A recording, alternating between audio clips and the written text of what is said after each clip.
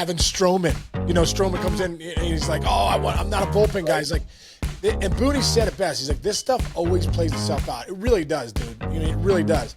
So now the fact that you got Stroman in that rotation, oh my gosh. Saving grace. Imagine they got rid of him. And I'm in love with the good life. Can't give it up. Make it to the top. Keep climbing. I wanna live it up. The good life. I'm coming up. I'm coming up. The good life. Good life. Oh, good life. Good life. Good life. Boom! Killing it hot, Chinchy. What's up, man? What's going on? Dude, technical issues, man. I got this beautiful 4K camera, and it just didn't connect this morning, and I just didn't feel like making you wait any longer than I did to start. Dude, So, you sound great. But you have to admit, though, bro, over the course of these last 4 years, we're getting really good at technical difficulties. Dude, the other day we had a minor time flaw with Dave Roberts. We thought he was coming on at one point. Chinch texted me, he's like, bro, Dave Roberts is ready to go. I'm like eating a sandwich. I'm crushing some eggs. I'm like, I'm in mid-bite. I'm like, right now? I bump on. I put everything on, and my camera was a little fuzzy, and I'm like, why is it fuzzy like that? And like, I couldn't stop the interview, but I'm like, just got to grind through it, Chinchy. We did it. Yeah, dude. Then you fix it. I go, Chinch will fix it on the back end. Yeah, there you go. That's how we roll. Try to edit ourselves. That, and because we can't afford to hire anybody, but that's all right. Yeah, exactly. That and you and me are the two employees here at the mayor's office. Yeah. So, dude, the injury bug is not pretty for your former team, the New York Yankees, dude. Stanton's got the elbow stuff. LeMahieu got hurt again. LeMahieu banged up. They're still trying to figure out third base exactly with what they're going to do. And now this is really rough. Luis Gil, dude, goes down. It looks like it's going to be months before he even picks up a baseball. Yeah, when you say he has a high lat strain, high grade too, that's not good. Because you think about the torque that you're doing with that lat. It makes you think of remember Noah Syndergaard, Thor, yes. Years ago. They're like, he maybe like tore his lat or something, missed like a year or something. But yeah, when you see Booney say he's not going to throw for 6 weeks, that means trouble. That means this is probably a 3-month thing. I'm thinking. Yeah, because he's when he comes back, he's got to build up. There's 2 more weeks. Now you're at 8 weeks.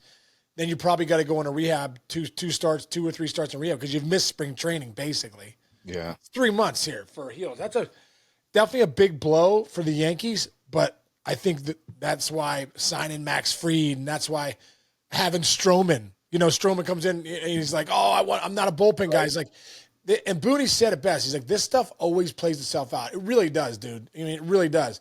So now the fact that you got Stroman in that rotation, oh my gosh. Saving grace. Imagine they got rid of him. Imagine they when he was talking about it. Like, that's the thing, dude. You can it's said over and over and over and over again through the years, forever since the dawn of baseball. You can never have enough pitching. You can't. Dude, and if the Dodgers weren't poster childs of that last year, all that pitching that they had faltered for them at the end. Yamamoto went down, Glasnow went down, Miller went down, Stone went down. It was like they had to go get Flaherty at the deadline. Yep. And then figured out Yamamoto came back. But at the end of the day, they needed 9 guys. Yeah, they needed all. Yeah, they needed everybody. They needed everybody. They needed everybody, and they needed to make a trade. That's so true. It's incredible. Yeah, that's just the way it is. I mean, it's when you're putting an organization together, you just got to get stockpile as much as humanly possible. That's the thing that's a bummer with the Yankees is like, Gil's their guy. It reminds me of like Severino came. It's similar start to their careers. Severino came up, and you're like, this guy's going to be a Cy Young candidate every year of his career, and he got banged up until he kind of got right last year. But it was years with the Yankees where he couldn't be on a mound or he wasn't right the whole time. You hope that's not the same case with Gil. I mean, he's so young, so talented. Yeah. Bummer. Yeah, you hate it's like DeGrom since 2019. We're like, this guy's got the best stuff in baseball, but he can't stay on the field. Yeah, exactly. And hopefully he's back and healthy this year. But at the end of the day, the best the best ability is availability. The fact that these guys have great stuff, you still got to be available. And Luis Gil's, I think, going to be one of the better pitchers in the game for the next 10 years. But got to get through this little speed bump right here. But that's why, like you said, at the end of the day, when you're putting together roster construction is just as important as the free agents you're signing. Your depth matters. You got to have depth. You got to have 7 or 8 starters. They don't have to all be number ones. I mean, even like you look at the Mets, you go, okay, you got Clay Holmes, make him a starter. You got Frankie Montas, but he's a 5. Okay, good. Yeah. We need arms. We need arms. You know what I mean?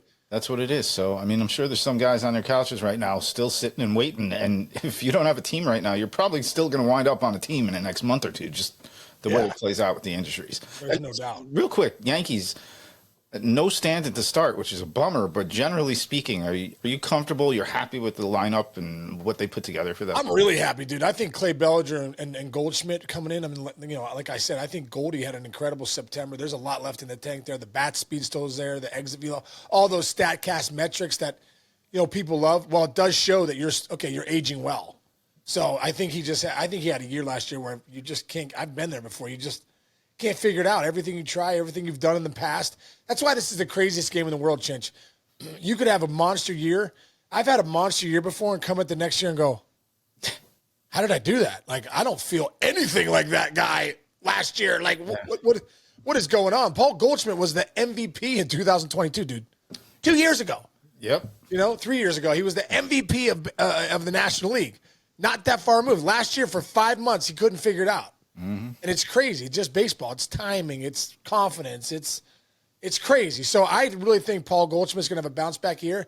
And I really think Cody Bellinger fits great into that lineup, fits great. He's exactly what they need out there in center field where you can push Judge to the corner. And I believe that park's going to play well for him. I really do. So those 2 pieces are huge. Max Fried in that rotation's big. I really like what they're doing. I think the one place they're, you know, when you got Jazz, Chisholm, and Volpe up the middle, Chisholm, Volpe, Bellinger, and Wells up the middle, that's really solid, dude. You're covering a ton of ground. Yeah. I think the double play combo is going to be better. I just think third base they're going to have to patch together. But I actually think, like, you wonder, is Arenado being talked about at all? Because I think that's the one place. I think Peraza is a good player. I don't think he's going to be an impact player. Yeah. I think Cabrera is a great player. I don't know if he's going to be an impact player. Like, if you're on the Yankees, you'd like to think you have impact guys at every single position. Right. Yeah. If you are the Yankees, some teams can't afford to do that. I guess the Yankees, the money, the Yankee fans are like, spend more, spend more, spend more. And like, it's still a business at the end of the day. But you wonder if Stanton's lack of availability will push the Yankees back into an Arenado conversation when they were pretty sure if Stanton came in fine, they were happy with that. Look, these guys have produced in certain different little stints. So it's not like you got like guys that you're just rolling out like the player to be named later. Like, no, yeah, exactly. See what happens. Give him a shot. It's a long season. Anyway, you mentioned Belly. Belly went deep the other night. We were talking yesterday about standing and stuff like that and just getting off to a hot start in the spring. We pulled up the stats. I mean, you always say stats don't matter, but like there's guys out there. Elly De La Cruz, for example. What's he doing? He's got 3 bombs. He's hitting like 550, something like that. Vlad Jr.'s 7 for 14. Guys like that. What's it mean to get off to a good start? Well, it's, you know what? Anytime you have, you know, at spring training, you want to have quality at bats.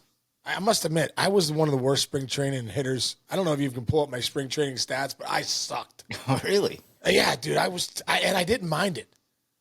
I was like, I don't want to waste my hits down here. It was like a weird mental thing for me. I'm like, I didn't want to get too hot at spring training, and I just wanted to get hot that last week. I'm like, all right, give me at bats that last week. I'm ready to go. I'll be ready when the bell rings. The adrenaline's different in the big leagues. Sometimes the adrenaline doesn't even come at spring training. You're out there like, oh my god, I just want to go get my lift in. So it is nice to get hits in spring training, but I really like that last week of spring is where you really lock in as a player. Those are the times that matter, you know, because now you're getting the starter.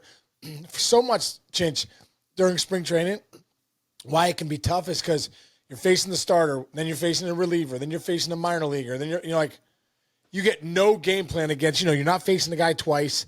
But at the end, when those starters are starting to get, their 70 to 100 pitches in, now you're facing them twice, 3. It's more like a game situation. So you feel like, you can lock in a little bit better. So, those guys are hot, but they want to be hot that last week of spring training going into the season. Yeah, it is there is like a little bit of like a I don't know, a little luck or something that goes into it. Like you look back at like a guy like Mark Vientos wasn't in the Mets' plans really. Spring, they sent him down at the beginning of the season, and he wound up being one of their best players. So it's like that's the other thing. Like you're saying, like you didn't really care how you hit. But that's probably when you were an established. I was a veteran. Oh, dude, when I was a young kid, 24, you're scared. You're trying to get a hit in your sleep, right? When you go home. Are you kidding me, dude? Oh, I'm 23, 24. I'm like, I'm having insomnia with not getting hits. Yeah. Jim Tomey's sitting back, just sleeping, just hitting rockets or punching out. He doesn't care. I'm like grinding to get hits. I'm inter squad games. I remember I got a big hit off Jarrett Wright. I'm like, let's go inter squad. You know what I mean? Like you're so excited. But as you become a veteran player, like just you know what you need to do. You know you got to get your work in. You don't want to waste your bullets. Like I think I said this on MLB Network recently. I'm like, I remember nothing worse than grinding at spring training either. Like when I was with the Tigers, I come out the gates with Leland, first spring train 07, dude. I'm playing 4 at-bats. Like next game, 4 at-bats. I'm on the road. I'm like 9th year and 10th year in the big leagues. I'm like, this guy's grinding me. I remember going in there, I go, Skip. I go, listen, I don't really want to grind at spring training. Like, he goes, Case. He goes, 70 at-bats is the number for me. 70 at-bats. I'm like, 70 at-bats? I'm like, that's way too many at-bats. It's like a high for me. I need 45 and I'm done, not 70. Wow. You know, so you don't want to feel like you're grinding at spring training. Like, I got to get in the cold plunge to freaking play tomorrow. Which I did at that stage. Yeah, I had to do that anyhow. Yeah. All right, so let's get your mental performance guru, breakthrough pro stuff. What's your advice? And maybe you probably did this when you were actually you didn't start the season with the Yankees. So if you're a hitting coach, you're coming into camp. There's a 23-year-old prospect. You really like him. He might be in a position battle, or he might be hey, we might keep him with the big league club, and he might platoon early, whatever. What is your advice to those guys mentally coming in? Well, my advice is have a little bit of uneasiness. Have a little bit of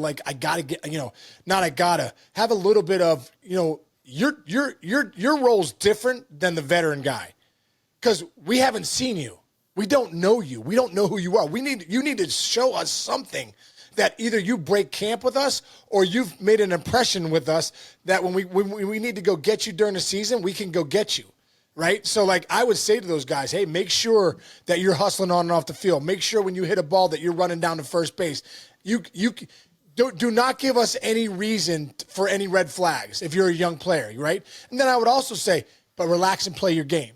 You're here for a reason. You're at big league camp for a reason. You're a guy that we like. You're a guy this organization likes. The brass likes you. That's why you're at big league camp. So play your game. Baseball hasn't changed. It's still 90 feet down the lines. It's 330 into the corners, the gaps, all that stuff.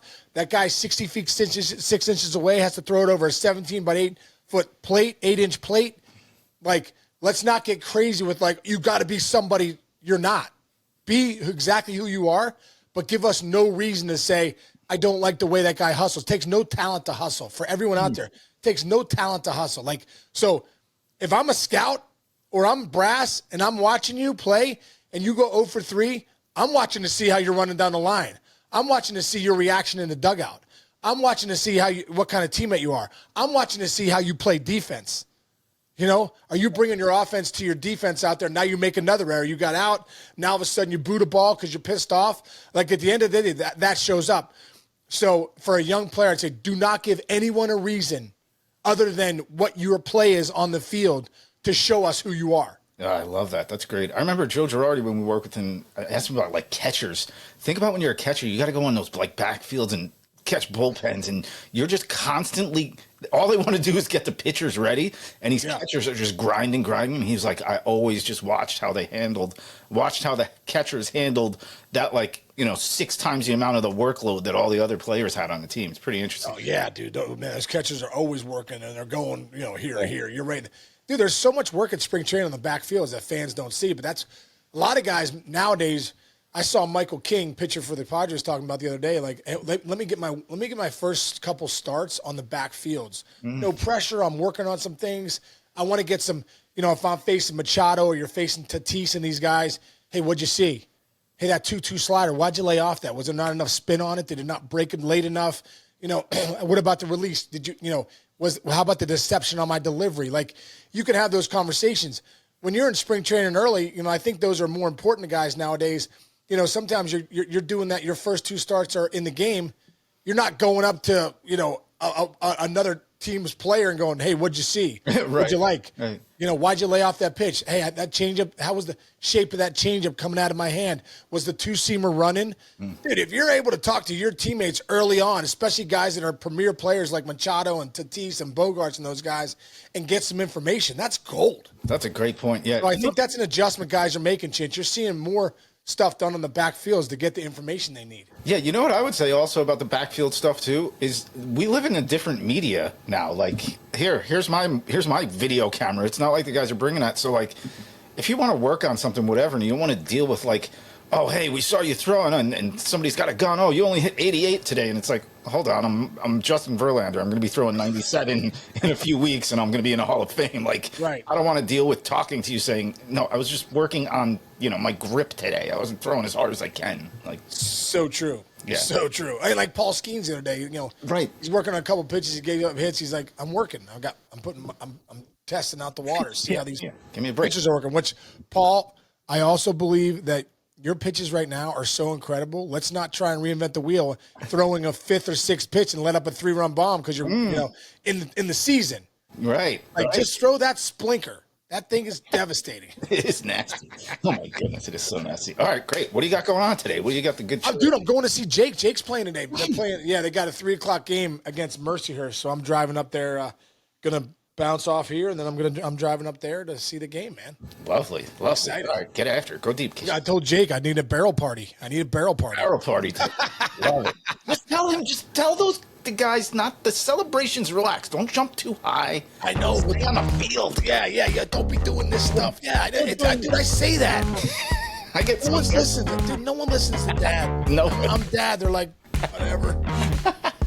We'll see you when we see you. You know what I mean? Yeah. All right, brother. Have a good. All right, Chichi. Love you, man. Everyone out there, thanks for listening. We appreciate you. Subscribe, download. It doesn't cost you a penny. See you tomorrow. See you.